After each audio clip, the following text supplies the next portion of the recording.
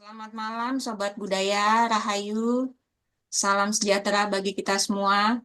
Terima kasih untuk semuanya yang sudah bergabung di webinar malam ini. Malam ini kita akan mengenal lebih dekat dengan ajaran sastra Jendro bersama Pak Tony. Beliau akan berbagi wawasan dan pengalaman tentang ajaran ini dengan cara yang mudah dipahami. Mari kita dengarkan, diskusikan, dan nanti ambil manfaatnya dari apa yang nanti disampaikan. Tanpa berlama-lama, langsung saja kita mulai. Waktu dan layar kami persilahkan, Pak Tony. Ya, terima kasih ya Anin. Iya, Pak. Selamat malam semua sobat-sobat budaya yang sudah hadir. Untuk saat ini memang baru 20 orang, nanti barangkali akan bertambah ya. Jadi saya ingin menjelaskan sastro jendro atau sastra jendra. Orang banyak mendengar nama atau istilah sastra jendra itu, tetapi tidak tahu sebetulnya itu apa gitu. Nah, ini sebetulnya ada hubungannya dengan kejawen. Nah, sekarang saya akan membuka dulu pendahuluan dengan apa itu kejawen. Ya. Nah, perlu kita mencari etimologinya. Kejawen itu apa? Ya. Nah, pada waktu saya di Solo ketemu dengan seorang filolog, ya, dosen juga, saya tanya, kata kejawen itu sebetulnya apa? Dari mana? Gitu.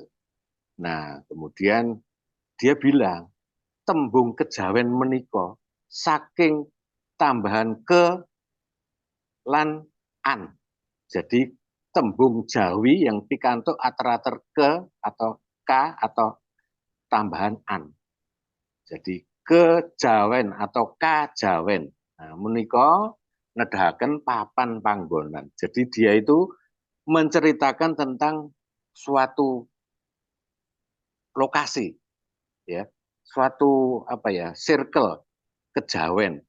Jadi misalnya kabupaten itu maksudnya tempatnya bupati, seluk beluknya bupati, ya. Kejawen juga gitu, seluk beluknya kejawen, Jawa ya, seluk beluknya Jawa. Kabudayan, panggone budoyo atau seluk beluknya budaya.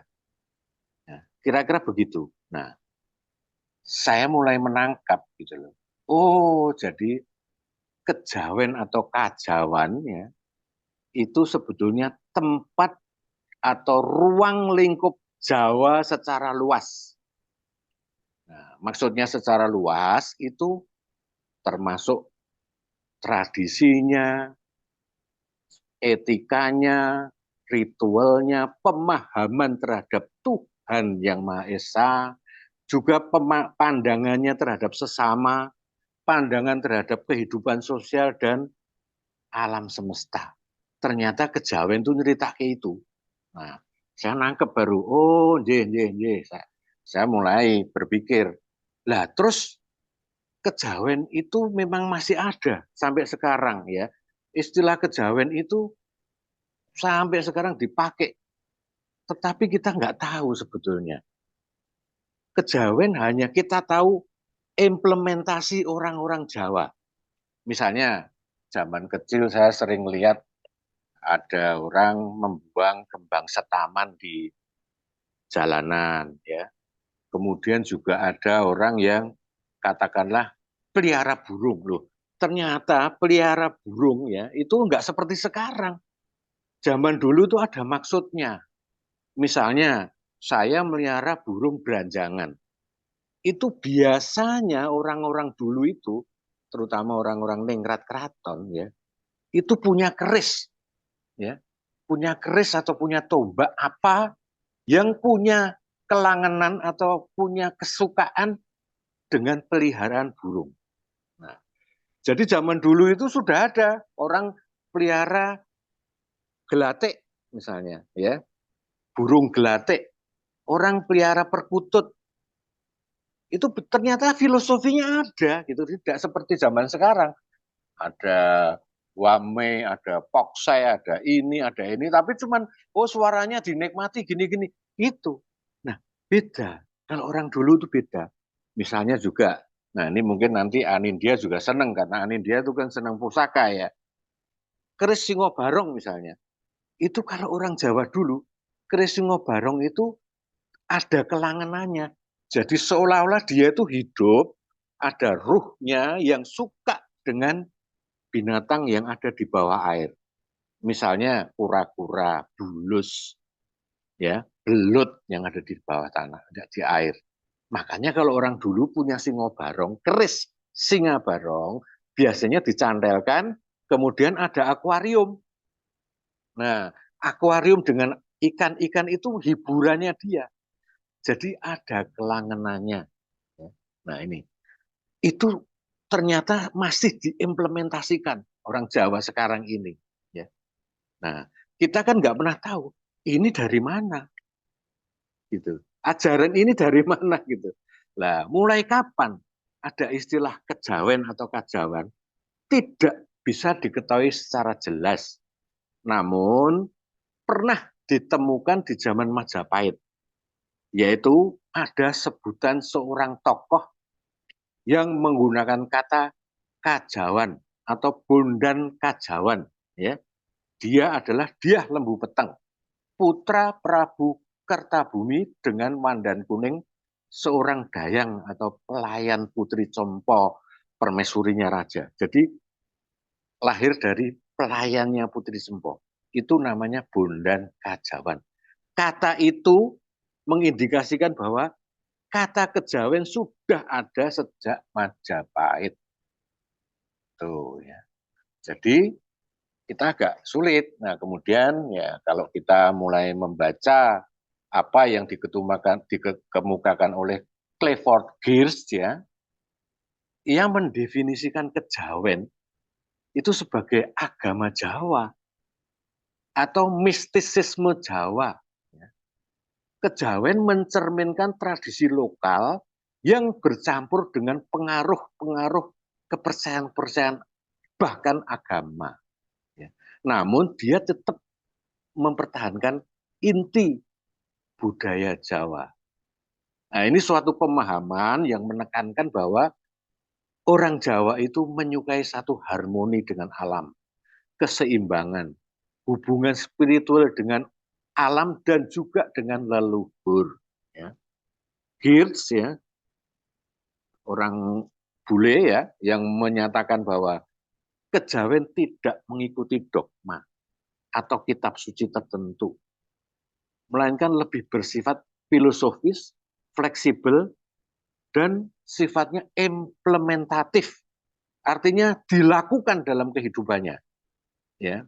Perhatian utama Geertz ya adalah pada selamatan, yakni sebuah ritual sosial spiritual yang dianggap oleh Clifford Geertz menjadi inti kejawen, yaitu selamatan, upacara kecil dengan memberikan persembahan, mengadakan sesaji kepada Tuhan dan juga roh leluhur, kemudian juga percaya bahwa lingkungan itu ada makhluk-makhluk halus, ya, itu dengan tujuan-tujuan tertentu.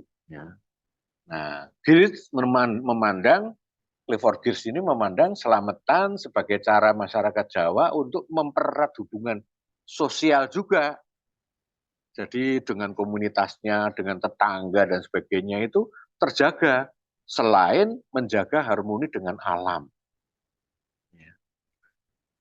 Nah, disinilah kemudian konsep kejawennya Geertz ya, itu memiliki suatu persamaan yang saya lihat dari ajaran Sastro Jindro atau Sastra Jindra. Artinya dalam hal berketuhanan dan tata cara ritual juga implementasi kehidupannya sehari-hari dengan kembang, dengan menyan dan sebagainya sebetulnya merupakan implementasi spiritualitas dari ajaran sastra Jendra.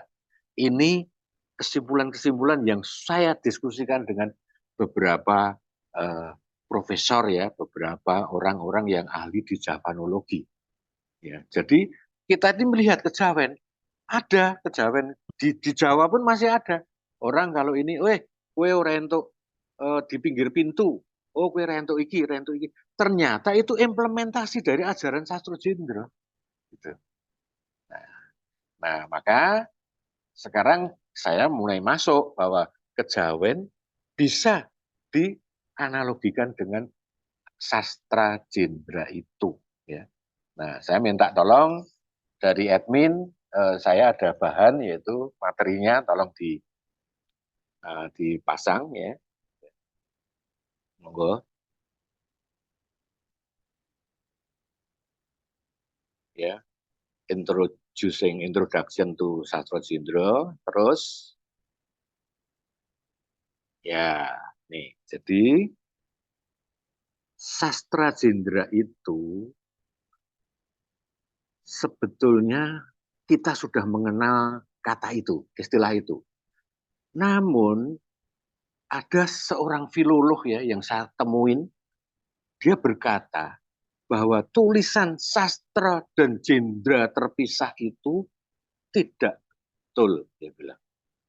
Karena sastra jendra itu adalah tembung garbo kalau dalam bahasa Jawa. Grammarnya ya atau gramatikalnya itu dipisah ya. Karena itu dari kata sastra haryo indro menjadi satu sastra jendro. Itu tembung garbo, tidak bisa dipisah. Ya. Sastra dalam arti ilham, aryo itu keselamatan atau rahayu, dan indra adalah batara indra atau suatu apa ya, suatu pengetahuan yang kita lihat semua. Dengan indra pun kita melihat kehidupan dan alam semesta. Jadi merupakan satu kawruh atau pengetahuan, kawruh rasa ya, bukan pikir. Kawruh rasa ingkang kineker dening para dewata. Jadi merupakan satu rahasia milik dewata ya. Nah, next ya, Ji. Nah, kita mulai berpikir kalau misalnya kita bilang ada kepercayaan atau agama luhur seperti Kapitayan, Sunda Wiwitan, kemudian ada Parmalim di Sumatera, ada Kaharingan di Kalimantan ya. Nah, ini saya juga ketemu dengan seorang ahli pembaca manuskrip, ternyata justru lebih pasti ya sastro jendra atau sastra jendra itu sudah pernah tertulis. Raja Kolocokro sudah ditemukan di Candi itu abad 5. Kemudian dikembangkan lagi oleh biksu ya Sirlingpa Dharma Kirti di Palembang itu abad-abad 11-12 ya Sriwijaya. Kemudian Kolocokro atau Kalacakra ini diserap oleh biksu Atisa dibawa ke Tibet. Makanya di Tibet sono ada yang namanya Kalacakra. Ajaran Buddha Vajrayana itu ada Kalacakra. Kita tidak tahu mana yang dulu, apakah itu dari Jawa, apakah itu memang ajaran Buddha. Nah, kalau dalam sastra Jendra itu kita menemukan satu tulisan, ya, tulisan yang pertama kali ditemukan itu berkata sastra Kajitendrian, ya. Sastra Kajitendrian dalam bahasa tidak dijelaskan apakah itu Sanskrit atau apa ya.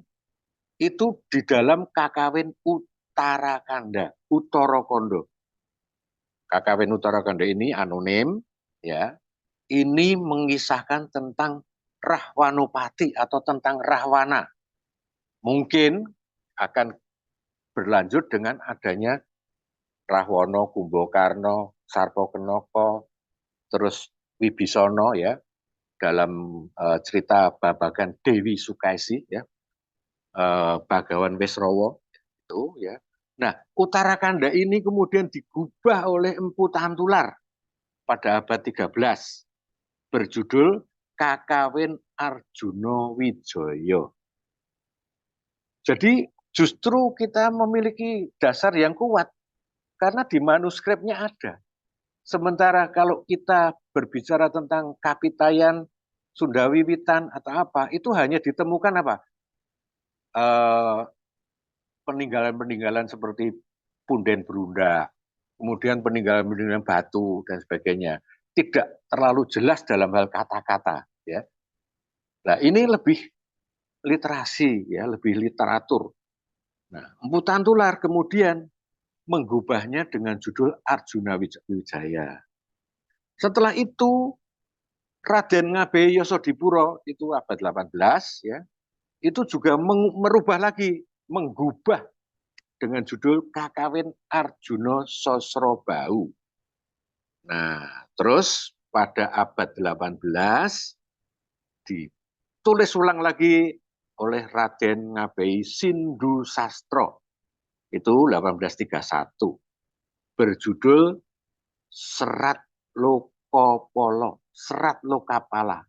Nah, inilah di Serat Lokapala inilah yang muncul di pewayangan adanya Bagawan Wisrawa dan Dewi Sukesi, lahirnya Rahwana, Kumbakarna, Wibisono, dan Sarpokenoko.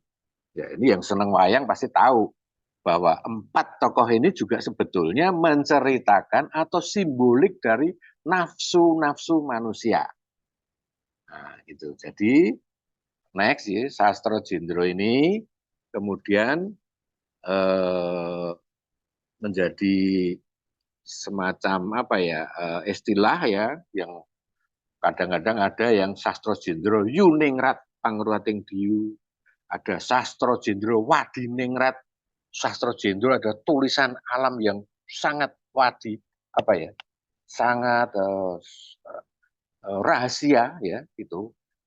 Nah, kemudian sebetulnya kalau kita membaca secara harafiah, Sastro Jendro Hayuningrat itu kita terjemahkan sebagai sastra jendra, itu tulisan atau ilham, hasil perenungan dari apa yang kita hayati pada gumelaring jagat. Jadi kita menghayati semesta dan kehidupan, ya. Leluhur kita menghayati lahirnya bayi, ceprot. Nah, wah, ya, cengering bayi ini hilang, bus mengufuk kemana? Nah, itu leluhur kita, loh, kok bayi bunyi pertama cenger itu mengeluarkan napas. Berarti di dalam kandungan sudah ada semacam bola nafas, dibuang ke ufuk sono. Ya. Nah, ketika orang mau mati, nanti ngorok. Energi yang ada di ufuk itu masuk kembali, berebutan dengan jiwa dan nafasnya sang manusia ini. Ngorok, itu mau mati itu. Orang kalau mau meninggal, selaku itu pasti ngorok. Kenapa cengering bayi itu balik? Itu adalah mau nuntun. Dia akan membawa jiwa, dituntun untuk kembali ke alam yang kita nggak tahu antah berantah. Maka orang Jawa bilang tidak ada meninggal. Pulang. Istilahnya tuh pulang. Itu ya. Jadi, nah tadi Gumelaring Jagat itu kita pelajari ya. Ada yang mempelajari angin. Tuh. Angin itu kok bisa berhenti suatu saat. Kenapa ya? Nah, kemudian ada angin yang menerpa pohon bambu misalnya, etek, etek, etek, etek, etek, etek. Ini kenapa? Kemudian angin yang menerjang beringin, wah sampai mengayun-ayun itu, wah begitu. Semua ada karakter-karakter yang itu semua dipelajari. Dipelajari dan menjadi ilmu-ilmu. Nah, seperti ilmu kebal misalnya. Itu juga pelajaran dari lahirnya bayi keluar dari Guwa Garbong Biung. Lahir bayi keluar dari Garbaning Biung itu, Guwa Garbaning Biung itu dipelajari. Oh, kok gini, gini, gini, gini. Loh, kok itu bayi kok bisa selamat? Nah, jadi ilmu. Wah, dilatihlah dengan meditasi, dilatih.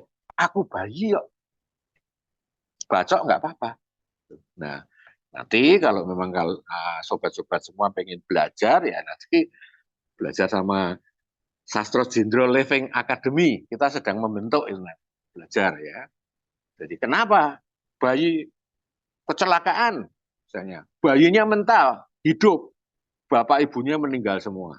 Nah, ini kenapa? Nah, itu ada, itu leluhur kita sudah mempelajari secara empiris. Nah, makanya Sastro Jendro Hayuningrat Pangruating Diyu itu adalah ilham atau ajaran atau perenungan untuk kita ini selamat, Hayuningrat, tentrem, damai secara pribadi dan juga damainya dunia. Nah, Pangruating itu maksudnya merawat. Dengan cara apa? Merubah secara konstruktif melawan biu. Jadi watak raksasa itu, watak biadab itu harus dihilangkan dengan beradab. Ya, jadi secara umumnya yaitu tulisan atau ilham hasil penghayatan terhadap alam dan kehidupan untuk mendapat ketentraman hidup dengan senantiasa merubah watak angkara murka menjadi beradab, humanitas, civilization process. Jadi ada budayawan keraton masih muda, masih di umur adik saya, Kanjeng Pangeran Aryo Karionagoro itu bilang Sastro Jindro itu tidak bisa dikuasai oleh satu orang. Karena sastro ora tinulis nanging kang limput sak jroning jagat lan sak kabehing titah urip. Jadi Sastro Jendro itu memang betul-betul wis sak jagat. Jadi jarang ada orang yang bisa menguasai keseluruhannya. Misalnya saya punya guru yang katakanlah Romo Darudrio Sumodiningrat. Dia menguasai Sastro Jendro. Tetapi tidak selalu semuanya dikuasai. Mungkin dari sisi manembahnya, seperti ada kepercayaan subut, ada kepercayaan Sabto Darmo, dengan manembahnya itu dikuasai oleh sesepuhnya. Ada pula yang panuragan, waduh dibaca rapopo, ilmu iki, itu dikuasai. Jadi tidak seluruhnya bisa dikuasai. Ada juga guru yang waskito. Saya pernah belajar di Jogja, itu ada namanya Pak Pawiro Diharjo. Itu waskito. Jadi kita belajar. Kadang-kadang kita tuh datang duduk diam berdua. Kita sudah ngomong-ngomongan tuh secara batin, diam kita, mudeng kita. Oh iya, cuman gitu aja. Nah, waskito. Nah, ini ada. Jadi sastro ora tinulis, tidak tertulis, nanging ngelimput sak jroning jagat semuanya lan sak kabeh titah urip. Ini menurut Kanjeng Pangeran Aryo Karionegoro. Ini budayawan Keraton Solo. Ya. Ini sering diskusi dengan saya, ya. Masih muda. Monggo, next sih. Ya ini terus saja sih sama itu. Ya. Nah, kemudian ya selain sastra Jendra itu yang saya bilang analog atau sejajar dengan kejawen tadi, itu memiliki falsafah yang sangat familiar bagi kita. Tetapi kita nggak tahu, itu sebetulnya ajaran sastra Jendra. Falsafah yang pertama adalah sangkan paraning dumadi. Ya, kita nggak mau menerangkan terlalu jauh. Sangkan paraning dumadi adalah mengerti tentang asal mula manusia hingga kembali ke kematiannya. Sangkan hingga paran. Kemudian kita juga sering dapat kata-kata membaca kata-kata hurip iku hurup. Hidup itu harus menyala, urup. Ya, maksudnya hidup itu harus bermanfaat terhadap lingkungannya. Nah, seperti ya dulu Ngarso Dalem, Sultan Hamengkubuwono X sebelum naik tahta itu Hamengkubuwono IX itu bertanya, kalau kamu nanti menjadi raja, yang kamu kejar Kamulyan atau Kamukten? Dijawabnya Kamukten. Leres betul. Kenapa? kemuliaan itu adalah kamu tuh bakal kaya, hebat, dan hanya untuk keluarga, untuk diri sendiri. Kalau kamu atau mukti itu kaya tapi untuk masyarakat, beramal, itulah hurip iku hurup. Itu falsafah kedua dalam kejawen yang saya anggap kejawen sastra jendra. Kemudian eling lan waspodo. Oh, ini nggak sembarangan. Eling lan waspodo. Walaupun dicetuskan ulang oleh Ronggo Warsito pada saat dia menulis semacam geguritan atau semacam sajak. Sopo sing eling lan waspodo itu lebih selamat. Ya. Nah, ini eling lan waspodo. Kemudian yang kita juga sering dengar adalah ha memayu hayuning bawono. Hampir semua agama leluhur kita, agama lama, itu semua ha memayu hayuning bawono. Mereka menjaga alam. Mereka malah ada itu yang nebang aja nggak boleh sekian banyak.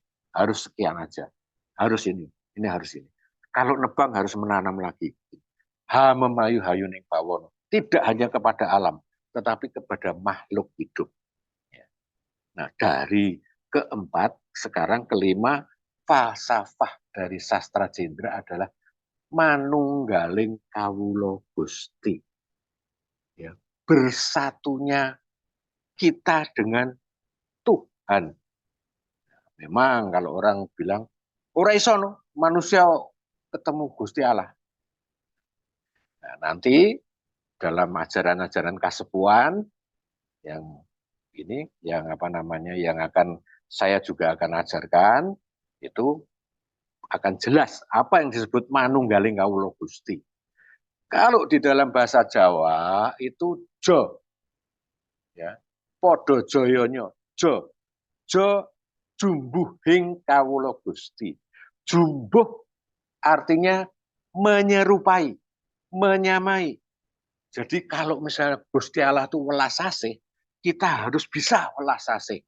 Nah, disitulah jumbuh. Jumbuhing kawula Gusti. Jadi menunggal gitu.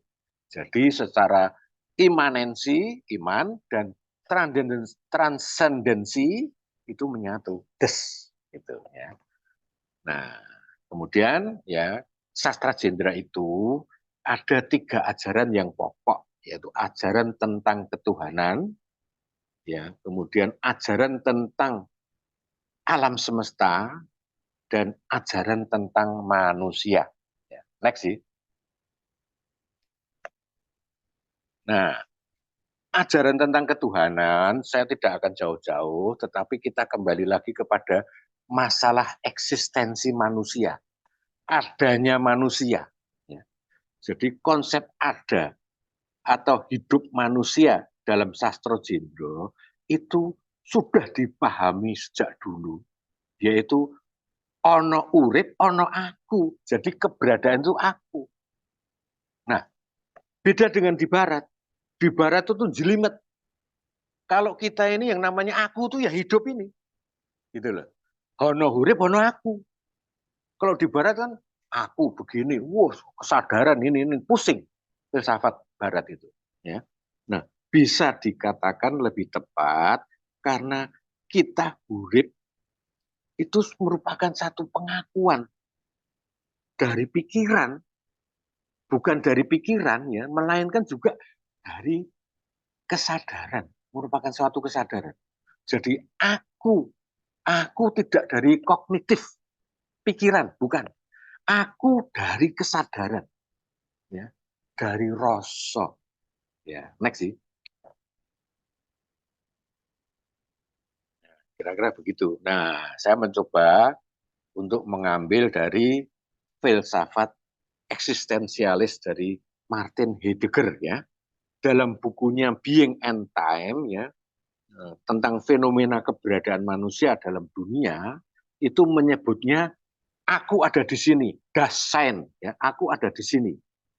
Gitu. Jadi tidak hanya merujuk pada eksistensinya manusia biasa sebagai individu, enggak, Tapi aku ada di sini ini sudah menceritakan juga lingkungannya, sudah tergambarkan lingkungannya, ya.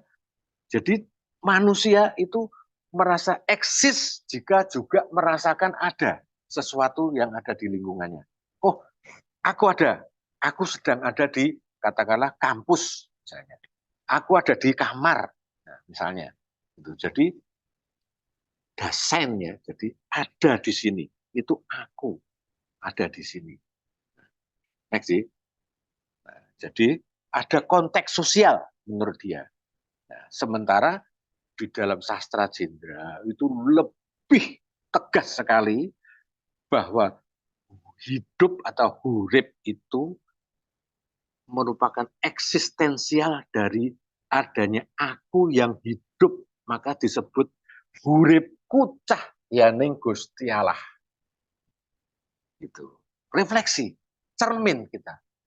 Kalau misalnya Tuhan diibaratkan matahari, analogi matahari, ya, manusia itu beribu cawan di lapangan, dikasih air, ya, semua cawan itu ada matahari kecil. Banyak matahari kecil, satu-satu. Nah, matahari kecil ini disebut roh suci atau jiwa. Di sono disebut Tuhan karena kita analogikan matahari. Berkasnya ini disebut suksma, ya, suksma. Nah, ketika kita dalam kondisi yang baik, artinya misalnya kita tuh melakukan meditasi dengan baik, hening dan sebagainya, itu melalui suksmo ini, ya, itu bisa ada inspirasi. Rohul atau rohalkut kalau dalam agama. Roh kudus bisa turun, masuk ke dalam jiwa. Nah, di dalam jiwa ini ada guru sejati. Nah, ini nanti yang mengajari kita dalam hal dunia fisik, realitas ya. Roh Roh Kudus atau inspirasi yang turun ke manusia ini, suksmo sudah berubah menjadi suksmo kuoso. Jadi kita sudah dinaungin oleh suatu keilahian.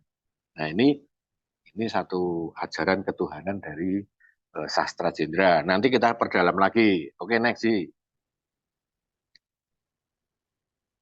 Nah, sekarang kita coba kalau tadi kan ada ajaran tentang alam ya. Tentang alam itu nanti rumit ini karena masalah energi ya, masalah energi. Jadi bagaimana alam bisa gerak. Oh, ada angin, ada ini, dan tubuh kita juga bisa gerak. Karena apa? Karena kita punya 4 hanasir ya, 4 unsur bisa bergerak-gerak. Itu pusing nanti dulu. Kita elementer dulu ya, mengenal sastra Jendra ya. Jadi tentang ajaran manusia. Ya. Jadi bahwa asal usul manusia adalah karena kehendak dan daya kuasa Tuhan, Sang Pencipta, ya, yang dalam bahasa Jawanya dumadining manungso mergo saka karsa lan daya panguasaning Pangeran Kang Maha Dumadi. Jadi adanya kita karena Tuhan yang Maha Esa. Maka kita mau bergerak apapun juga, itu selalu kuasa Tuhan yang berjalan. Jadi dalam ajaran ini, Sastro Jendro ini, kita mempelajari terjadinya proses terjadinya manusia. Kita tidak menginginkan piye toh manusia itu kok bisa ada di mana dan sebagainya, tidak. Tapi proses kelahiran, proses manusia secara mikrokosmos, jasmani dan rohani, wadah lan isine, ya.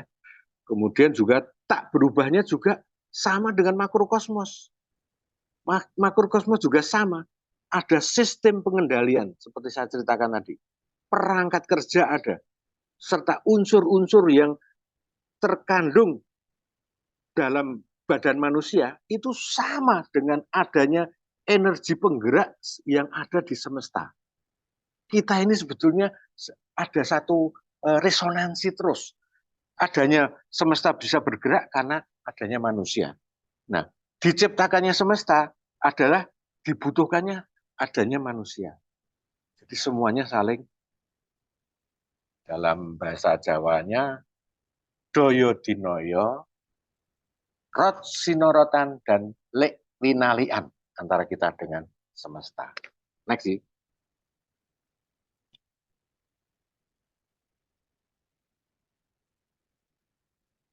Nah, ini tentang ini tadi ya, saya bilang tadi bahwa dalam alam semesta itu ada 4 unsur ya, 4 unsur yang kita kenal dengan, katakanlah, bumi, geni, api, tirta, dan kemudian angin ya. Itu juga ada di dalam manusia yang disebut 4 anasir atau patang hanasir, atau 4 unsur dalam manusia itu disebut getering dahono. Ya, itu di unsur api, spiritnya unsur api. Kenapa pakai kata geter? Karena ini saling daya mendayai dengan alam di luar diri kita, ya, dengan semesta.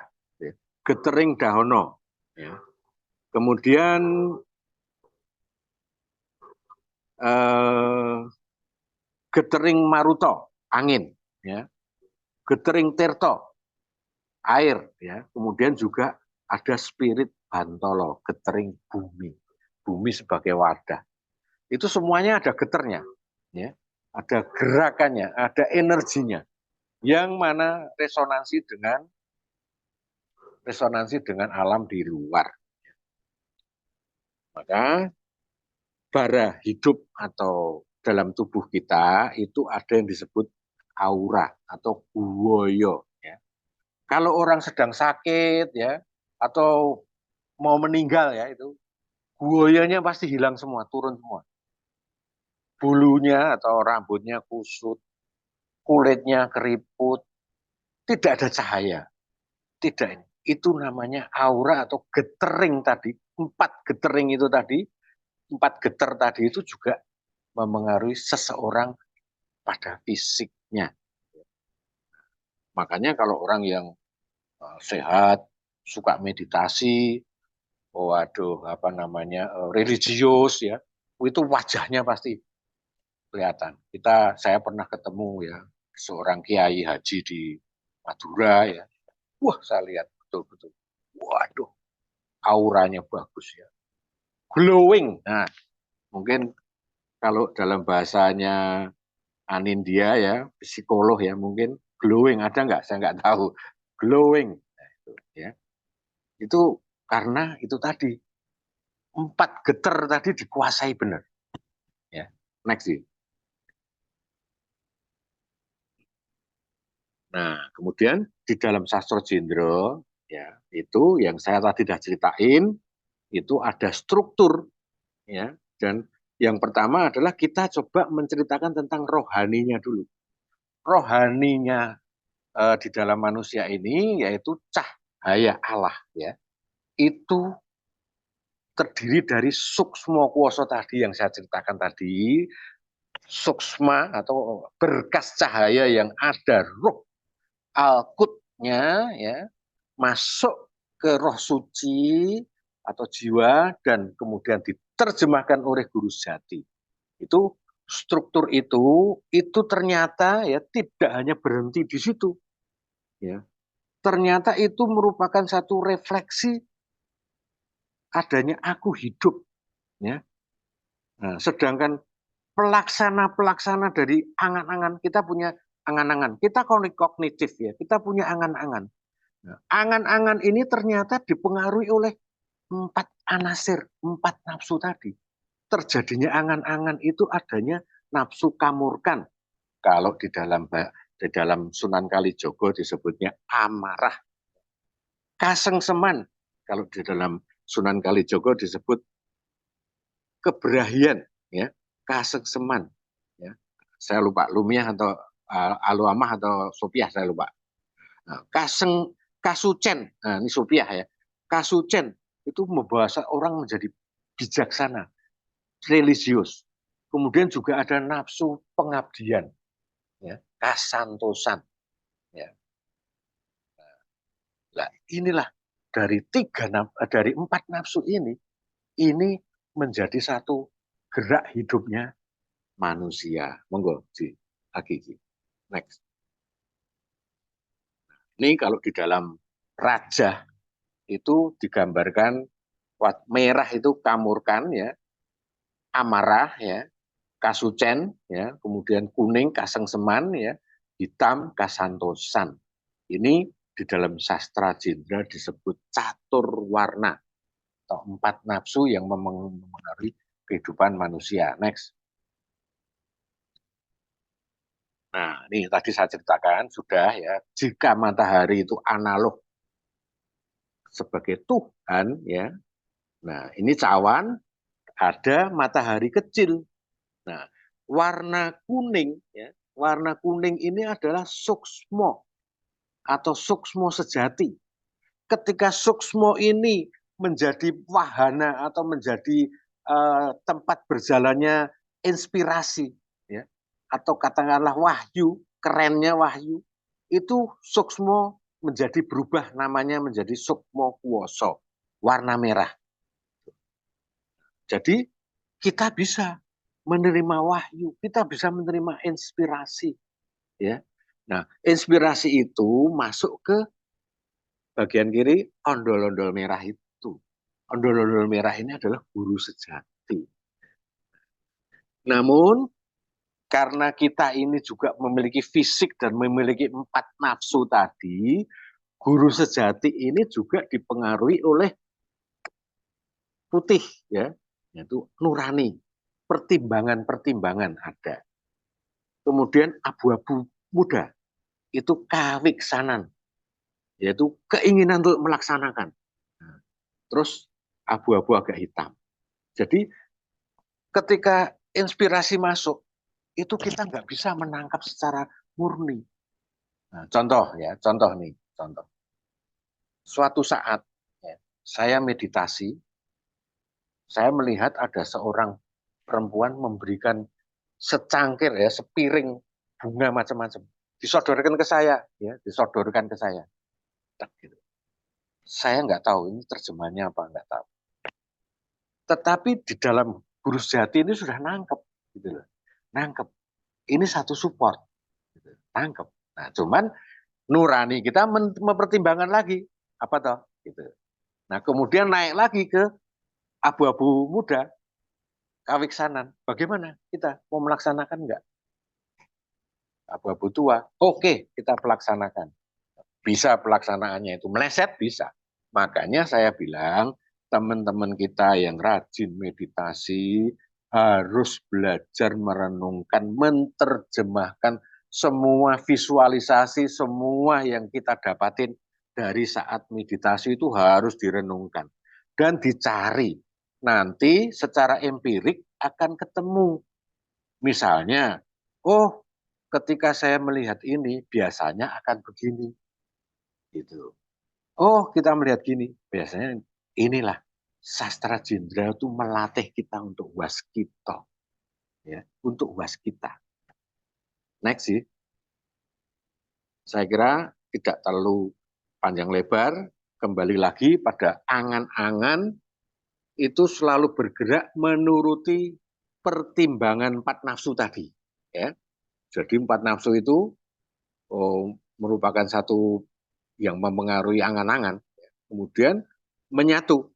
Nah, ketika menyatu, maka pengertian yang disebut aku atau aku hurib itu jika diuraikan secara pikiran, secara kognitif, itu merupakan apa yang disebut dengan kesadaran. Ya. Jadi adanya kesadaran manusia itu juga karena pengaruh 4 nafsu. Kita tidak bisa menghilangkan, 4 nafsu nggak ada. Aku nggak mau marah. Dalam hidup kita juga boleh marah. Karena kita memang ada nafsu marah. Gitu loh. Ada kan orang marah, rentuk. Tidak. Semuanya harus seimbang. Ya. Tegur orang, iya harus. Gitu. Nah, jadi kesadaran manusia. Nah, kesadaran manusia kalau di barat itu ada kesadaran ini sampai tingkat-tingkat. Kalau di sastra Jendra atau di orang Jawa, itu cuma 3 dianggap paling penting, yaitu kesadaran rasio atau kesadaran pikir, gati pikir, kesadaran rasa atau gati rasa, kesadaran rogo atau gati rogo.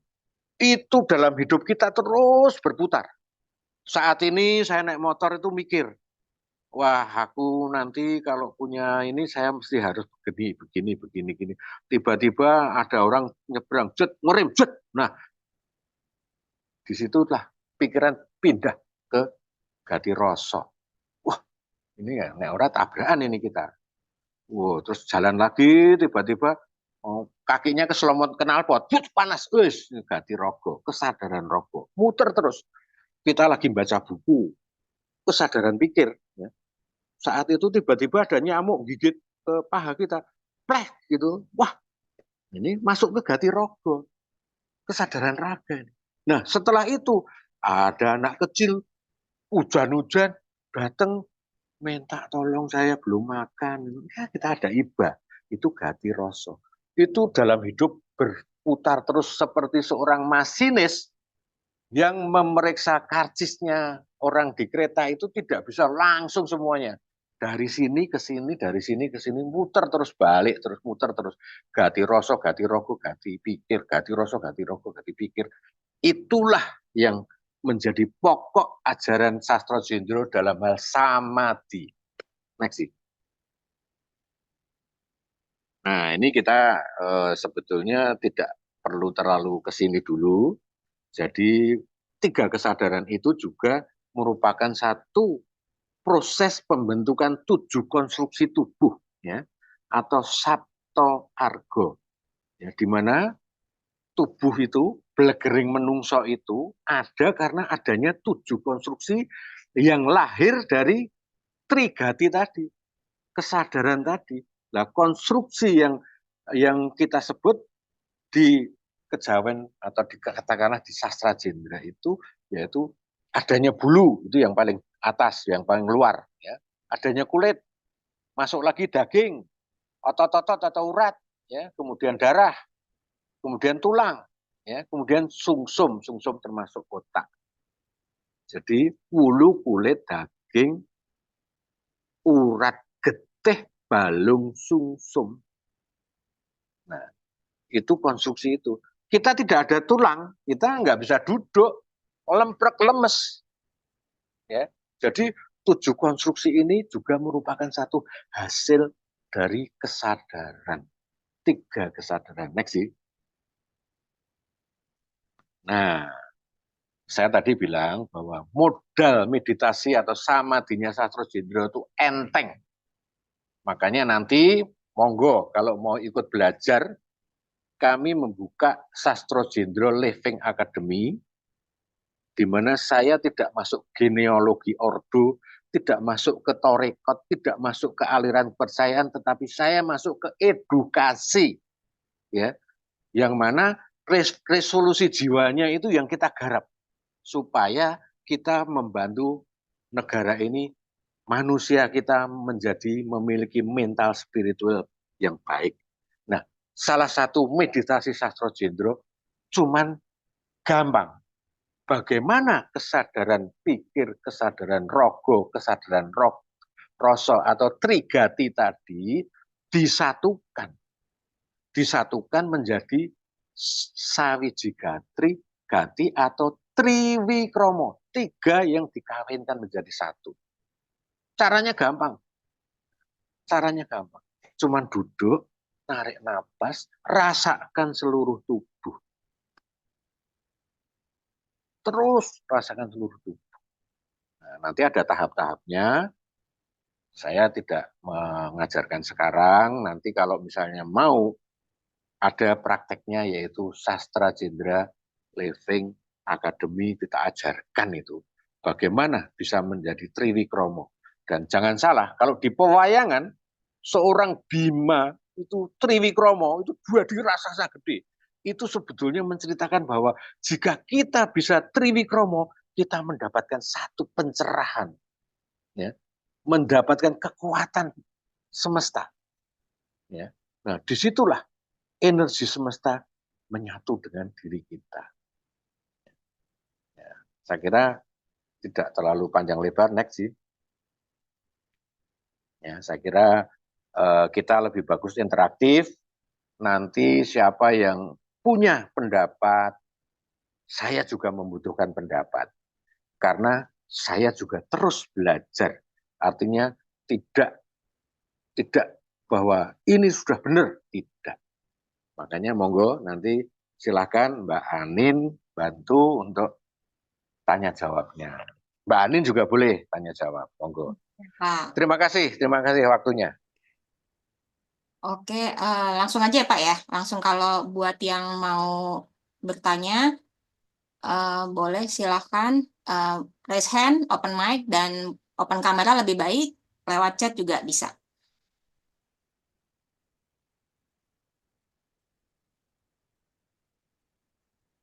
Mungkin saya aja deh Pak yang nanya pertama ya Pak.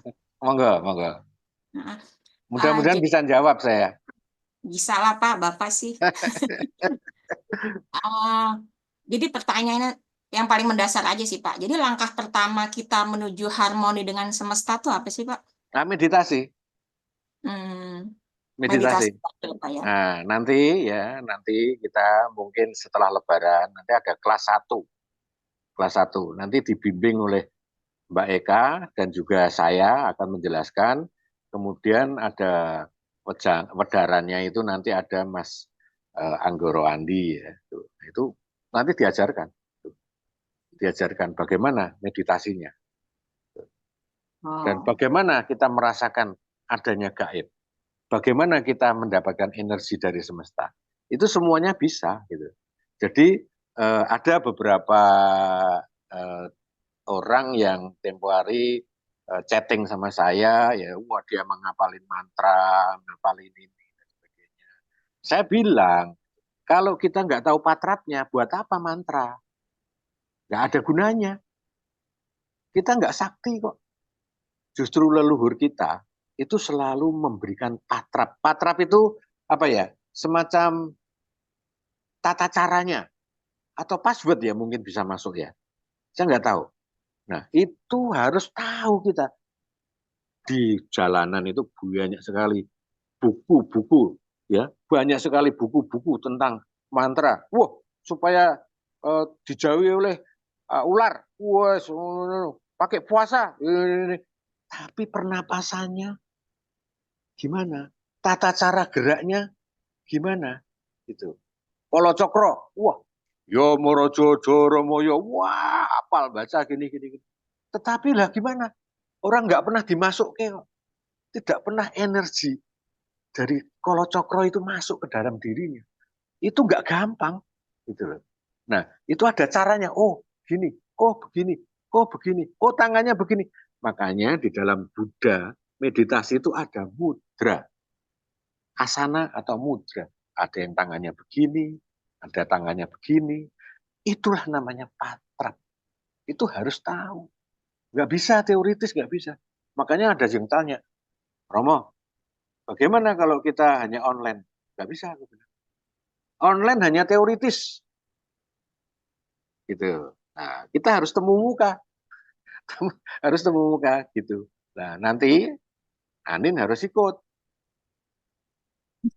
Gitu. Monggo. Silakan yang lainnya. Nah ini Pak, langsung nih Pak ada Pak Abah Umbu Antoro. Ya Pak Abah, silakan. Boleh open kamera kalau bisa Pak. Oke Pak, Ye. silakan Pak. Ya, halo, Rahayu Romo. Rahyu, Rahyu, Rahyu. Ye. Ji, saya mau bertanya tentang Osok. Jadi begini, kalau yang saya tahu, eh, persepsi, yang disebut persepsi atau pemahaman makna pikiran itu berasal dari dua hal, yaitu stimulus.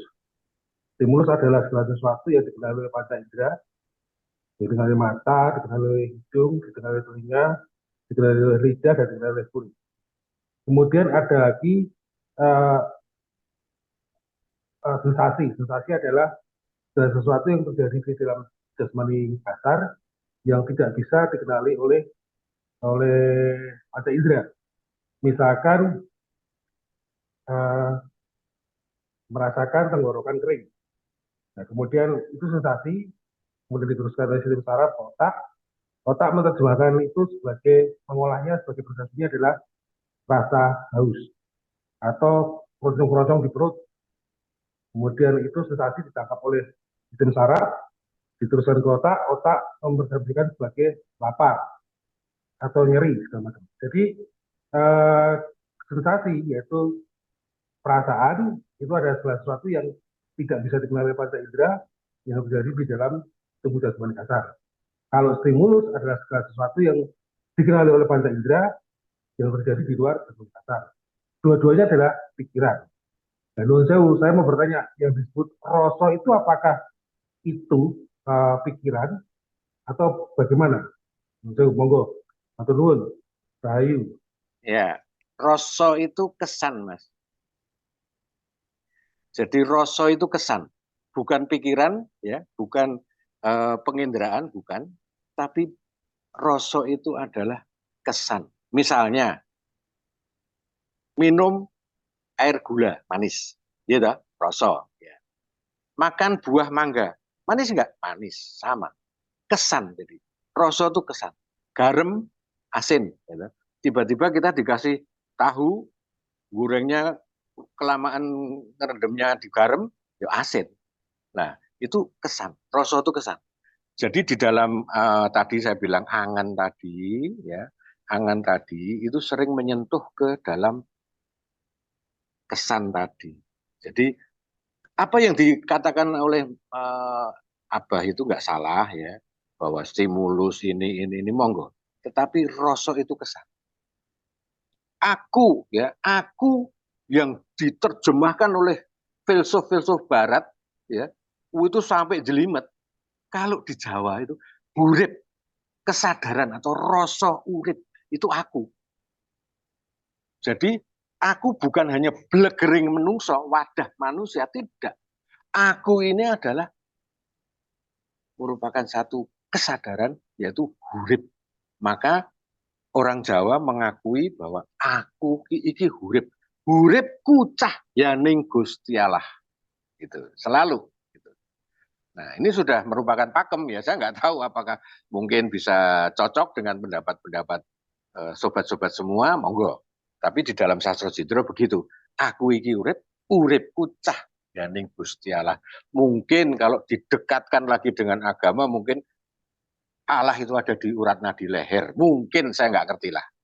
Saya kira-kira begitu. Saya kira gitu. Abah, sorry, saya tidak bisa terlalu bisa menjelaskan dengan ini ya. Karena rasa itu ya rasa gitu loh. Ya, monggo. Kalau kalau rasa asin itu kan dikenal oleh indera lidah. Rasa manis oleh indera lidah. Ya, tapi Rasa kesannya kan ada. pikiran itu, persepsi. Apa yang dikenal oleh indera lidah, diterima oleh sistem saraf ke otak menjadi persepsi. Persepsinya asin, manis, gitu. Itu bagian yang dikenal oleh indera lidah, salah satu dari panca indera. Jauh ini saya, makanya saya tanyakan ini. Karena saya tuh berkali-kali ditanya orang, rasa itu apa? Kalau rasa itu disebut perasaan, itu berarti stimulus. Yang dikenal oleh apa? Kalau rasa itu perasaan, itu bukan stimulus, itu sensasi. Seperti tadi rasa haus, rasa lapar itu kan tidak bisa dikenal oleh panca indera. Tapi kalau asin, manis itu bisa dikenal oleh salah satu panca indera, itu indera lidah. Gitu. Terus kalau gurih Pak itu saya itu ya saya setuju. Monggo. Punya itu saja yang saya tanyakan. Satu dulu. Monggo. Rasa dalam pikiran juga monggo silakan. Monggo. Makanya tadi Nun Sewu yang sebelumnya itu memang karena kita tidak pernah menyemakati tentang rasa atau rasa ini jadinya salaman Sri Mulat Nun Sewu ini istilah saya ini ya. Jadi memang itu ada pendapat, nah, nanti kesadaran juga sama. Nanti kalau kami mohon maaf nih kalau dalam perspektif kami di Wikipedia itu gampang sebenarnya menemukan ya dockingnya istilah kami dengan Pak Tony tadi. Jadi nanti masing-masing ada kesadaran ya, kesadaran fisik ya, mental sama spiritual tiga-tiga. Nanti di atasnya lagi ada kesadaran agung tuh kalau nyambung kepada yang apa? Yang paling atas ya. Jadi memang yang bledru non saya sering bledru Pak nggih. Itu adalah rasa sama rasa. Sering bledru ya. Dan nanti kalau dihubungkan ke bahasa Inggrisnya rodok bledru maneh yang disebut jiwa itu ada 3 ya. Nah ini makanya gunanya kalau kita duduk ini kita menyepakati janjane yang disebut rogo, fisik, pikiran, mental ya, sama spiritual tuh hati, 3 ini. Jadi sebetulnya tinggal menemukan aja tadi sebetulnya. Jadi kesadaran pun dengan demikian ada. Pak Tony tadi, Romo Tony menyebutkan kesadaran fisik tuh ya sadar tadi yang disinggung bahwa apa yang langsung kelihatan dengan panca indera ya. Kalau yang mental itu memang pikiran Pak ya. Pikiran tuh ada 3 sebetulnya, pikiran, perasaan. Ada perasaan memang kalau dia itu di istilah kami R2 ini. R2 itu 2A itu pikiran, R2B itu adalah perasaan, rasa bukan rasonya.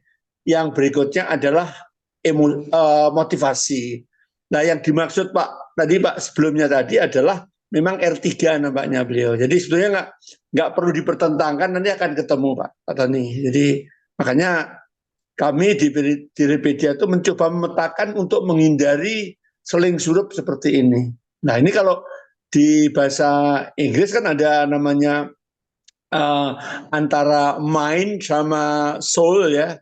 Itu juga bledru itu. Di sana yang disebut jiwa itu soul ya. Padahal kalau di kita yang jiwa itu adalah pikiran yang terdiri dari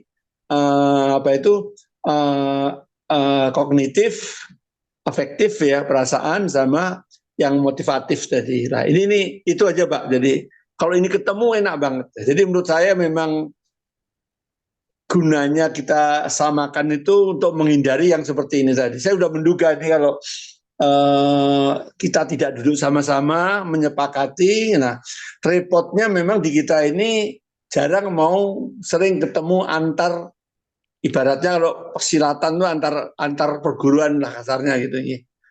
Dan nanti kita bisa kaitkan lagi. Ini kami yang sedang buat ya, kaitan misalnya ya di Wikipedia dengan misalnya neuroscience yang sedang kami buat dengan psikologi itu bisa nyambung. Ada bagian-bagian yang memang ketemu bisa docking begitu, ada yang memang di luar itu. Jadi kita tidak perlu pertentangkan, kita cari titik temu. Nah, bagian-bagian yang memang belum bisa kita sepakati ya, biarlah kita masing-masing menerapkan dalam disiplinnya atau kalau silat itu perguruannya masing-masing. Makasih Pak Tony. Terima kasih Pak Lulu. Lanjut lah. Ini kalau nggak salah saya dijadwalkan ketemu Pak Tony minggu depan ya. Oh, Nah, kita temukan, coba kita cari titik temu ya. Saya untuk teman-teman yang lain mungkin yang belum tahu ya kalau boleh sampaikan, kami itu kan mengembangkan yang namanya Diripedia ya. Ibaratnya tuh kalau pesawat apa stasiun angkasa luar nih, semua bisa docking nyekrup ke situ nih. Nanti tidak semua bagian nyekrup. Ada bagian yang bisa nyekrup, ada yang tidak bisa nyekrup ya. Seperti misalnya ya, kalau kita bicara neuroscience ya itu mereka nggak mengenal namanya sukma roh itu nggak ada. Mereka cuma mengenal fisik dan mental pikiran lah. Ya sudah mereka punya itu yang nggak usah kita soal.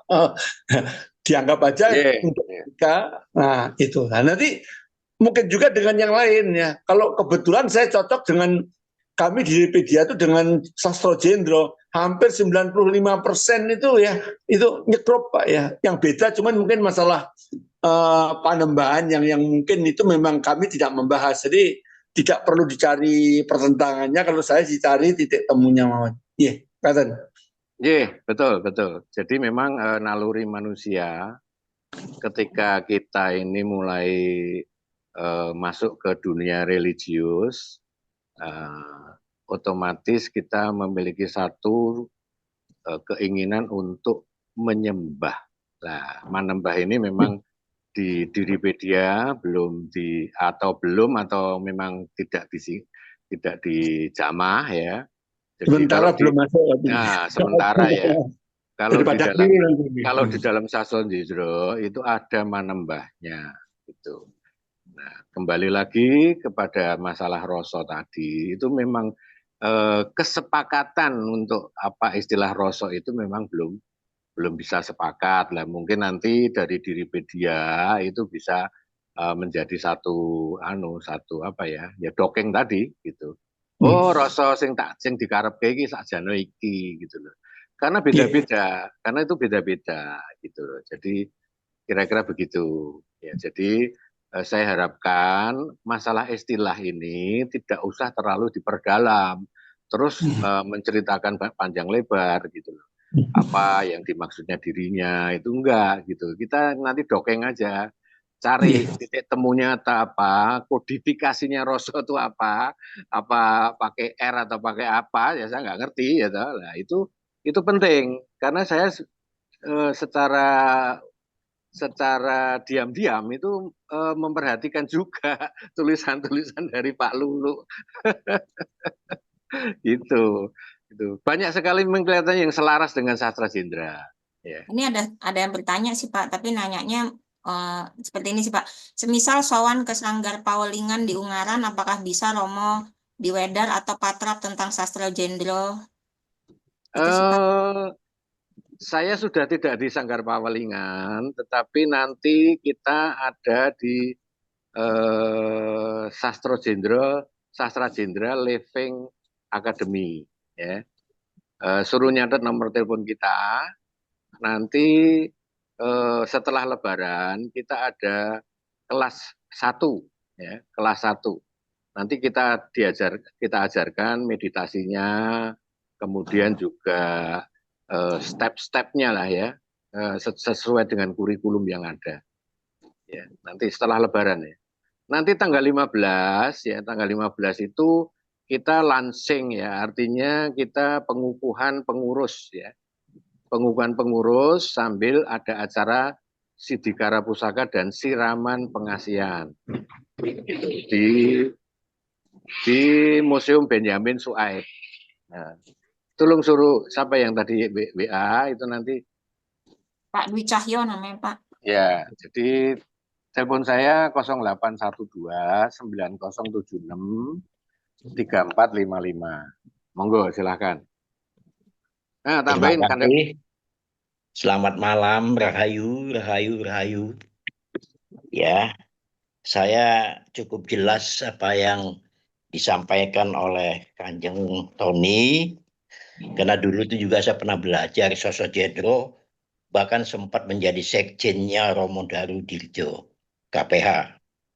Nah, jadi kita nggak perlu membicarakan rasa itu seperti apa, itu sesuai dengan versi masing-masing ternyata menurut pendapat saya. Ini Sosro Jendro ini kalau zaman dahulu kala itu tuh ajaran para raja, ajaran para pangeran. Karena saya sendiri adalah KP Norman Hadinegoro. Jadi rata-rata yang ikut Romo Daru itu rata-rata orang keraton. Nah, jadi saya tertarik ini ya sama Kanjeng Tony ini tentang akademik. Ya, akademik itu pasti banyak teorinya ya. Kita kepengen jangan sampai tersesat. Itu Kang Tommy Kanjeng Tommy pun juga itu membuat praktek ya ke kita-kita yang dari pemula. Bagaimana tata cara. Jangan sampai kita salah. Karena dikatakan bahwa sosok Jendro ini ajaran rasa sejati. Ajaran sedulur papat limo pancar. Kawah ari-ari. Artinya, waktu saya belajar itu, ternyata kawah ari-ari ini kita punya roh kembaran. Bagaimana cara merawatnya? Nah ini yang ini misteri, ya. Jadi maka dikatakan sosok Jendro itu adalah sumber ilmu dari segala ilmu. Nah ini jadi Kita tidak perlu membicarakan lagi masalah tentang alam, tentang apa. Ini tergantung tentang budayanya, budaya. Karena yang saya lihat di keraton-keraton maupun di kesultanan, kebetulan saya sendiri sempat menjadi ketua harian Forum Keraton Kesultanan Senusantara. Hampir sama. Cuman budayanya, misalnya kalau Sunda, percaya benar, rasa sejati itu seperti apa, ya kan? Nah, lalu kalau di Jawa, khususnya di Jawa, itu kebanyakan mantra-mantra yang dipakai itu adalah mantra Sunan Kalijogo, yang dikenal adalah doa sapu jagat. Saya kepengen nanti ke Kanjeng Tony, karena Kanjeng Tony ini dari Sosok Jendro, saya melihat itu dia pada akhirnya dia ahli keris. Ya, kebanyakan jebolan dari Sosok Jendro itu ada yang bisa membuka aura orang, bisa meningkatkan energi, ya, bisa juga ruatan, ya. Nah, saya kepengen ke Kanjeng Tony ini menarik ya akademik ya bahwa Sosok Jendro ini mau diangkatnya seperti kalau akademik itu seperti apa? Apakah teori tok? Ya kalau teori tok itu nggak akan habis. Karena semua jadi orang pintar semua di sini. Ya kan? Tapi kita kepengen dasar prakteknya dulu. Saya waktu masuk jadi anggota Sosok Jendro, itu 1 malam. Dalam 1 malam itu saya harus sudah bisa jilat keris yang apinya membara. Ya. Jadi bukan kalau di Banten berapa bulan tuh belajarnya, tapi di Sosok Jendro cukup 1 malam di Wejang. 1 malam di Wejang kita bisa disiram dengan air mendidih. Baru dia menjadi anggota Sosok Jendro. Itu dasar. Ya, jadi kalau orang bilang ilmu kebal, tidak. Di Sosok Jendro tinggi banget ilmunya. Nah, saya kepengen minta penjelasan dari Kanjeng Tony yang akademik itu seperti apa. Ya, mudah-mudahan saya bisa ikut bergabung, saya bisa tertarik juga untuk Ye, gabung, untuk ikut. Terima kasih. ye, ye. Rahayu. Rahayu Kanjeng Norman, Rahayu. Ye. Jadi gini, banyak orang yang pengertiannya sempit. Artinya begini, Romo Daru itu mengajarkan Sastro Jendro Hayuningrat Pangruating Diyu. Kemudian dia membuat paguyuban Sastro Jendro Hayuningrat Pangruating Diyu. Nah, itu. Nah, murid-murid yang ada di situ itu merasa bahwa Sastro Jendro itu Romo Daru. Nah, itu yang harus kita bongkar gitu loh. Sastra Jendra itu ajaran tua. Sudah ada sejak zaman dahulu gitu loh. Nah, seperti saya ceritakan tadi bahwa kata yang pertama itu sastro kaji tendrian ya, dalam kakawin Utara Kondo anonim, kemudian ada lagi naskah yang dirubah oleh Empu Tantular menjadi kakawin Arjuna Wijoyo, kemudian juga menjadi kakawin Arjuna Sosrobau, dan terakhir Sindu Sastro abad 18 tahun 1831 itu berjudul Serat Lokopolo. Lah, Romo Daru ini ngambil dari Serat Lokopolo. Tuh, ya. Padahal Sastro Jendro ini, kalau saya diskusi sama Kanjeng Karyonegoro yang budayawan Keraton Solo itu nggak cuma itu. Tidak bisa dikuasai. Sastro Jendro itu ada Manembah Jati, Kasampunane Kawaskitan, ada Kanuragan, ada macam-macam. Nah, mungkin salah satunya di tempat Romo Daru atau di paguyuban Sastro Jendro ini sangat menonjol di Kanuragan. Mungkin ya. Ya. Nah, di sini nanti di dalam Sastra Jendra Living Academic, ada kata living ya. Living Academic ini itu lebih mengutamakan pembentukan mental spiritual bangsa. Otomatis yang namanya kasatrian pun juga pasti ada sedikit. Dapat. Pasti Mas, Kanjeng. dapat gitu loh. Yang namanya mantra Kolo Cokro misalnya. Mantra Kolo Cokro itu ada dan dibawa oleh Biksu Atisa sampai ke Tibet, ada, walaupun beda. Ya, Iya, udah. ada yang 8 kata, ya 8 kalimat, ada yang 12 kalimat. Itu. Pengertiannya juga semuanya hampir sama. Kalau di dalam pengertian yang saya tangkep, Kolo Cokro itu bukan hanya tolak bala, tetapi tolak bala dengan kasih. Artinya apa? Seandainya ada orang yang mengalami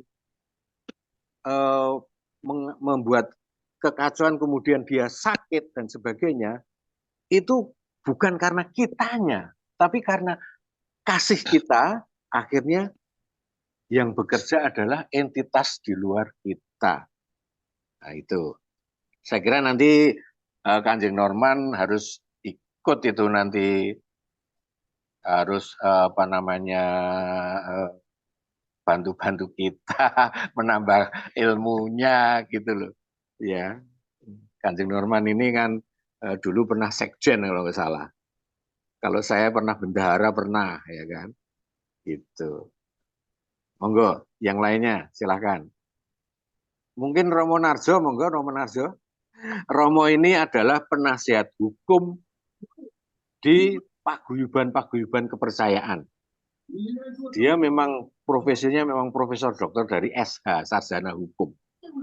Jadi kemarin saya juga sempat ngobrol-ngobrol sama Romo Narjo, apakah salah saya memakai kata Sastro Jendro dalam hal Sastro Jendro Living Academy? Ya, ajaran itu menurut Romo Narjo itu tidak bisa dipatenkan. Gitu. Kita justru melestarikan itu adalah mulia. Tuh, Romo Narjo memberikan satu pendapat ke saya sehingga saya juga oh ya oke, berarti cocok. Nah, saya ingin melestarikan sastra Jendra, budaya spiritual Indonesia. Gitu. Betul. Kalau ajaran bisa dipaten, bisa gawat, dunia kacau.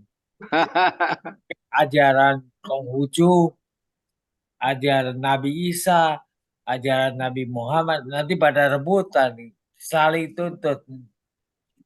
Kan nggak boleh. Ajaran itu terbuka untuk open, untuk dilanjutkan. Kalau dipaten habis dong.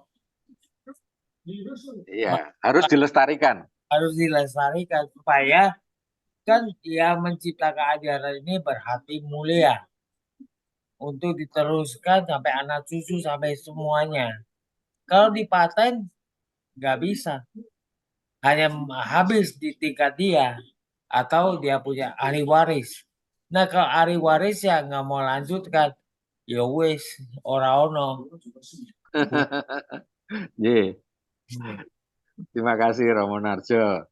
Ini saya jelasin dikit, saya ini Dewan Pendiri Lembaga Penghayat Kepercayaan terhadap Tuhan Yang Maha Esa. Yeah.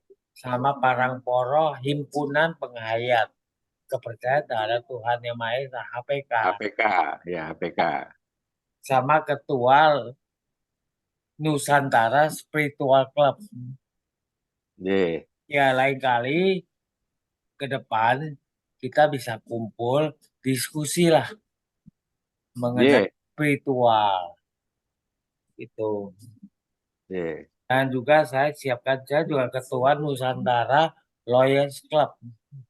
Nanti berdua ini bisa satu acara. Sehingga antara pengacara dengan spiritual pengacara ini perlu dididik spiritualnya. Sehingga tidak menjadi pengacara yang ya istilah sekarang pengacara yang uangnya piro. Iya, iya, iya. Ya. Jadi itu orang yang berketuhanan dan berkemanusiaan, bukan bertuhan. Beda bertuhan sama berketuhanan. Nggih. Berketuhanan orang menyatu dengan alam, menyatu dengan ingkang Gusti Maha Suci. Nggih, matur. Bukan berantem. Tuhanmu, Tuhanku. Berantem melulu. Itulah yang apa yang diamanahkan oleh Pancasila, sila pertama. Ketuhanan yang Maha Esa. Sejak dulu leluhur bangsa Indonesia itu berketuhanan, bukan bertuhan. Sehingga kita bisa hidup tentram, damai. Kalau berketuhanan pasti berantem. Ada Tuhanmu, Tuhanku. Ada yang ngaku Tuhannya bernama ini, Tuhannya bernama ini, berantem menulung. Nggih, Romo, matur nuwun Romo. Udah memberikan satu pencerahan ini Romo. Nggih. Manusia. Kita bukan bermanusia, berkemanusiaan. Sifatnya sebagai manusia. Jangan berkebinatangan, sifatnya berbinatang. Itu sesuai amanah sila kedua. Kemanusiaan yang adil dan beradab. Kalau udah berkemanusiaan pasti bisa beradab. Sehingga nanti sila ketiga, keempat, kelima akan telah terwujud, terlaksana. Sila pertama, kedua ini kunci paling penting. Itunya saktinya leluhur bangsa Indonesia. Memberikan kita Pancasila. Tanpa Pancasila negara ini udah hancur. Nggih, Ya. nggih. Lain kali kita panjang Ya, ya, matur nuwun Romo Narjo. Ayo, tulisannya Ki Gelo Bejat saya nggak ngerti. Rahayu. Jadi nanti tanggal 15 itu kita ada acara yaitu pengukuhan pengurus Sastra Jendra Living Academy. Jadi bukan Sastra Jendra Academy ya, ada livingnya. Sastra Jendra Living Academy. Jadi untuk hidup, untuk kehidupan. Jadi kita coba tidak dalam genealogi ordo, genealogi tarekat, ataupun paguyuban atau aliran. Tapi kita masuk ke edukasi. Ya mudah-mudahan nanti bisa lebih ilmiah ya. Apa yang kita bahas ini nanti tentang sastra jendra ini lebih ilmiah dan lebih bisa masuk ke generasi muda. Nah, jadi tanggal 15 hari Sabtu itu kita ada acara itu, kemudian malamnya kita siraman itu ada sekitar 10 orang yang minta dimandiin, siraman pengasihan. Gitu. Kemudian juga ada Sidikara Pusaka ya, jadi ada sekitar 100 pusaka yang keris dan mungkin ya macam-macam ya, yang akan kita doakan bersama. Dan itu mantra-mantra dan doanya itu adalah mantra-mantra Jawa ya, yang disebut sebagai mantra sastra Jendra Ayuningrat ya. Jadi kalau nanti misalnya Kanjeng Norman juga hadir ya, ya mungkin juga ada persamaan-persamaan yang Kanjeng Norman sudah hafal ya, tetapi tidak semuanya sama ya. Seperti misalnya di dalam sastra Jendra itu kan tidak ada mantra tunjung kuning misalnya. Itu adalah untuk memperbaiki karma leluhur. Jadi kalau kita itu mengangkat satu kehebatan leluhur, wah leluhur saya hebat. Tapi sebenarnya kita setiap masing-masing orang itu juga menanggung karma buruk dari leluhur. Nah, di situ ada mantranya, nanti kita juga akan bacakan supaya kita bersih ya dari mantra leluhur. Itu ada mantra tunjung kuning, kemudian ada tentang eksistensi diri ya, seperti sedulur papat kalimo pancer itu kan merupakan satu eksistensi diri lah. Ini mungkin Kanjeng Norman hafal ya kan. Gitu ya. Jadi Ya, sedulur papat itu sebetulnya orang juga mudeng ya, tapi sebetulnya juga apa namanya pengertian yang apa hubungannya dengan Mayonggo Krisno itu kan belum ada. Padahal sedulur papat ini, nah ini jadi rada belajar sedikit ya. Jadi Kakang Kawah hari-hari puser lan getih itu ada di depan kita, di samping kiri, di belakang kiri kita dan di kanan kita itu masih merupakan energi metafisis. Ya. Energi metafisis itu masih hidup terus. Kalau kalian sobat-sobat ada di Amerika itu juga ketemu depan, samping kiri, samping kanan, belakang itu ketemu. Itu sedulurmu masih ada terus. Nah, energi metafisis ini di dalam sastra Jendra yang akan saya kembangkan nanti, itu bisa dirangkum ketika kita menyadari adanya bayang-bayang hitam. Nah, kita sering kadang-kadang nggak pernah sadar, jalan kaki, bayangan, tidak biasa kan bayangan itu bayangan itu namanya Mayang Honggo Krisno. Mayonggo Krisno ini ternyata memiliki satu energi spiritual yang tinggi. Nah, ini bisa merangkul 4 energi metafisik yang katakanlah sedulur papat lima pancer. Ya. Jadi orang kadang-kadang aku berdoa membaca mantra sedulur papat kali lima pancer, neng ora mudeng. Gitu loh. Nah, ini ada patrapnya juga. Gitu. Jadi monggo nanti ini pendalaman nanti itu nanti ada di Sastra Jendra Living Academy itu. Monggo berkunjung nanti ya. Jadi memiliki rencana nanti setelah Lebaran kita akan masuk kelas 1, kita akan buka. Ya, kelas 1 ini adalah pengurus-pengurus kita yang belum pernah ikut, kita wedar biar tahu gitu loh, biar tahu supaya satu misi. Setelah satu misi, nah itu nanti kita kembangkan lagi. Nah, nanti kita juga akan menarik anggota-anggota dari umum, misalnya di tingkat 1, tingkat 2. Jadi kita bikin kelas nanti. Kelas. Dan kita nggak ada lek-lekan malam, Kanjeng Norman. Karena kita menyadari bahwa anak-anak sekarang ini kan bekerja. Jadi nanti wejangan itu kira-kira jam 10 sampai jam 10 malam lah. Enggak sampai paginya lagi. Kita arrange nanti. Kita arrange, kita kemas yang lebih supaya yang lebih sempurna supaya orang-orang ingin belajar itu tidak bingung dengan wah, lah kok jangan sampai lelekan sampai ngebiar. Enggak gitu. Itu. Jadi kita semuanya ini. Yang nanya sih Pak, untuk acara habis Lebaran di mana Romo? Kemungkinan di Museum Benyamin lagi.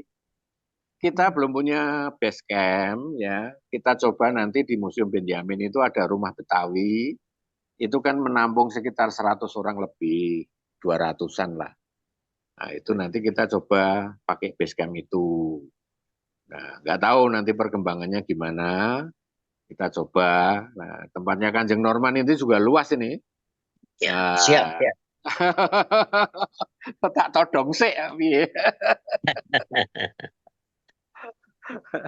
Matur nuwun, sugeng dalu, Sugeng dalu Pak Bambang. rahayu, rahayu, rahayu. Rahayu. Ini di mana nih Pak Bambang? Saya lagi di Cianjur, Oh, Mas Tony. Cianjur. Lagi di Cianjur. Hujan terus no sono. Iya ya, ya memang musimnya hujan. Musimnya hujan. Monggo Pak Ya Bambang. menarik. Saya Masukan penting nih. ya pertama saya mau ucapkan selamat dulu atas terbentuknya Sastra Jendra Living Academy. Karena dengan demikian bayang-bayang sastra Jendra yang merupakan ajaran ini sekarang sudah melembaga kan, kira-kira begitu. Sehingga orang yang ingin mempelajari sastra Jendra lebih dalam, baik itu filosofi maupun praktek-praktek ajarannya dalam kehidupan sehari-hari itu bisa ada wadahnya. Gitu.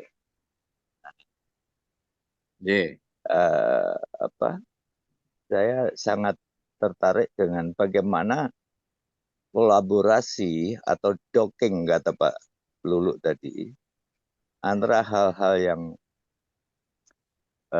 sifatnya metafisis ya dengan hal-hal yang bersifat sains kayak gitu. Jadi Scientific itu ya. ya saintifik sehingga itu bisa dijahit menjadi satu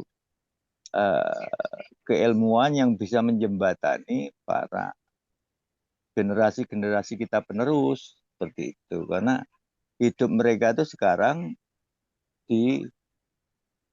diliputi oleh hal-hal yang bersifat sains kayak gitu kan. Nah, saya jadi ingat waktu itu Pak Karno pernah mengatakan bahwa religion is progress kayak gitu. Jadi agama sendiri juga harus adaptif dengan perkembangan setiap zaman kayak gitu. Transformatif ya. Transformatif sifatnya seperti itu.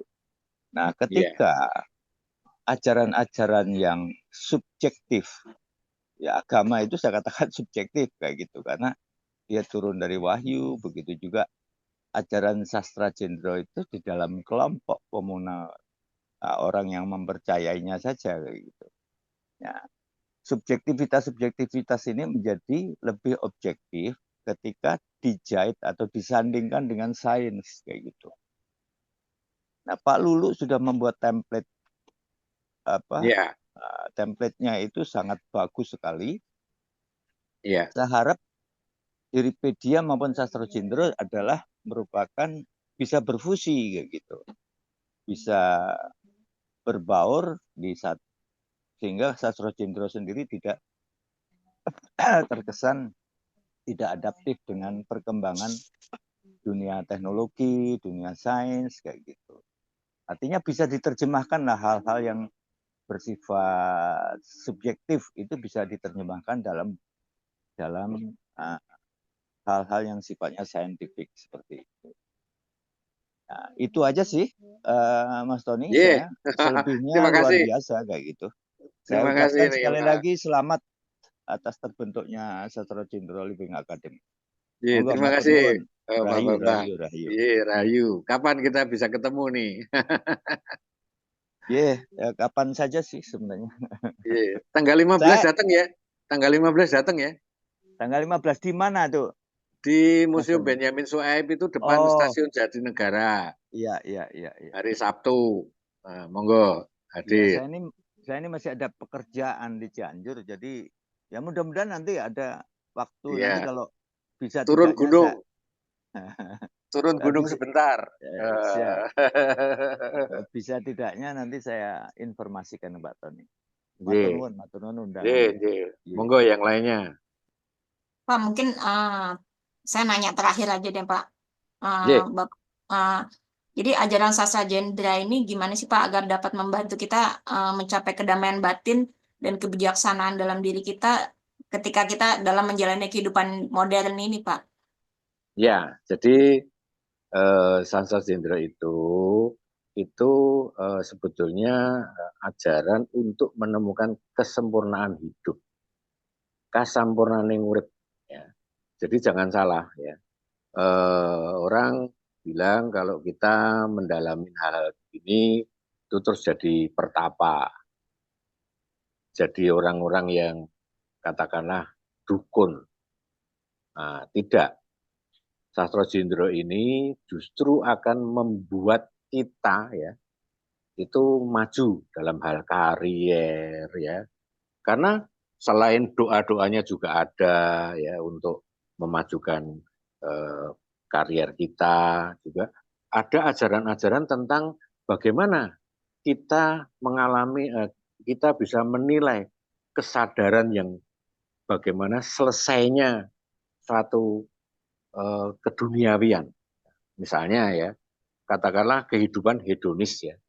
Kalau Ki Ageng Suryo Mentaram atau Siddhartha Gautama itu kan hidupnya dalam kelimpahan ya. Dia ingin meninggalkan tapi dia keluar dari dunia hedonis ya. Sementara di dalam sastra Jendra ini ada istilah topo ngerame. Jadi kita di dalam keduniawian nggak masalah gitu loh. Jadi kita enggak bertapa itu harus selalu di gunung, di gua, enggak. Bertapa itu justru kita tuh mempelajari karir kita itu punya makna apa terhadap diri kita, terhadap kesadaran kita, terhadap ketuhanan kita. Nah, jadi disinilah sebetulnya kasampurnaning urip tadi. Jadi kita hidup sempurna, ya, dunia maupun religi. Jadi lahir batin. Makanya kadang-kadang kan dulu saya ketika masih sangat rajin ya, tekun ke tempatnya guru ya, itu kan banyak yang ngomong, wah ini mau jadi pertapa apa gimana? Enggak. Sastro Jendro ini akan memasuki transcendental hedonisme. Hedonis. Hedonis. Artinya apa? Kita pernah, ya, saya kasih cerita. Romo Daru itu pernah judi di Copacabana. Dia nggak masalah judi. Judi di Copacabana. Akhirnya pulang bawa berapa koper uang. Ya. Sampai di rumah ternyata dipuntit oleh bodyguard-bodyguard dari si yang punya Copacabana. Ya. Datang ke situ. Romo Daru cuma ketawa aja. Dia dikatakan, jangan datang lagi ke Copacabana. Kita kerugian besar. Romo Daru bilang apa? Loh ini koper mau dibawa balik ya nggak apa-apa. Itu. Ya, jadi transcendental hedonis. Mengerti kesadaran kita tuh. Sebetulnya ini apa tuh? Dunia ini hanya seperti permainan. Gitu. Makanya menang. Ada berapa koper? Berapa? Balikin cuma ngambil modalnya lagi. Modalnya misalnya 1 juta gitu, diambil lagi itu kantongin. Sana, panggil dulu ininya.